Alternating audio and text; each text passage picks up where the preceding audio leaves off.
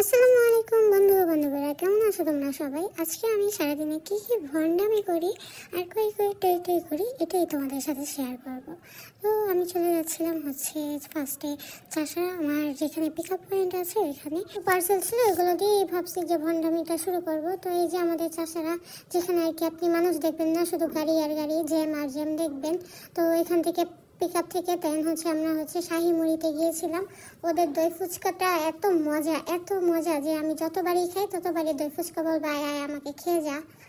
By the way, কেউ আমার খাবারে নজর দিবেন না প্লিজ, কারণ আমি খেতে এতই ভালোবাসি যে খেতে খেতে একদম আমার জীবনটাকে খেয়ে ফেলতেছি আর কি, যে না কিছু না এই ফুচকার সাথে সাথে আর কি। তো একটু ঢং করছিলাম আর এলাকে বলছিলাম এলা একটু ভিডিও করে দিবা আমাকে, না কেউ কখনো এভাবে সুন্দর করে ভিডিও করে দেয় না।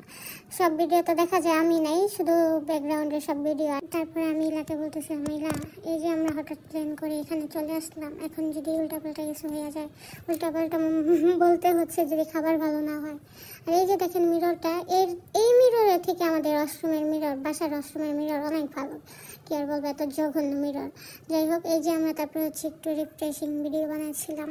আমরা একটু মেইন পয়েন্টে বসতে চাইছিলাম, কিন্তু এখানে দেখলাম এক জোড়া কাপড়িরা বসে আছে, তাই আর তাদের ডিস্টার্ব না করে এক কিনারে এসে বসে বললাম। এই যে জীবন খেতে খেতে লিপস্টিকও খেয়ে ফেলছি ফুচকার সাথে, তাই একটু লিপস্টিক দিয়ে নিলাম, আপনারা একটু দেখে নেন, আপনাদেরকেও দেখাই দিল ইলা।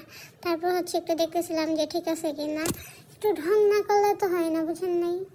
তারপর একটু টই টই করতে করতে ছায় আর কি ওদের উপরে এটাই আসলাম রুফটপে। ওমা এসে দেখি রুফটপ একদম জঙ্গল হয়ে গেছে।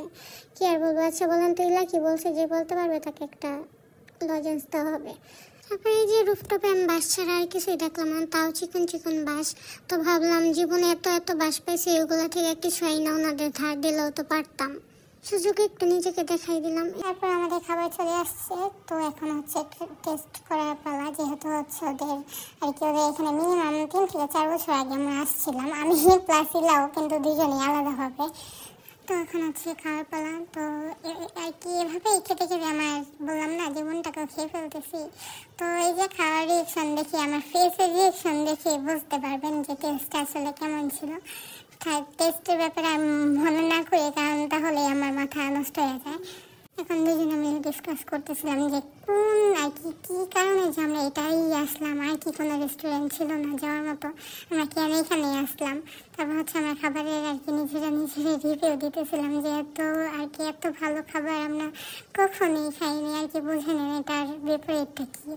আর কি কোনো কিছুই টেস্ট ছিল না, না রাইস ছিল, না ফ্রাই ছিল, না ভেজিটেবল। একটা জিনিস যদি একটু মজা থাকতো, জাস্ট টাকাটা ওনাদের আর কি মনে হইতেছে যে খাবার খেতেছে না টাকা খেতেছে। তো আজকে ভিডিওটা এই পর্যন্তই, যদি ভালো লাগে অবশ্যই লাইক কমেন্ট শেয়ার করে দেবেন। আল্লাহ হাফেজ।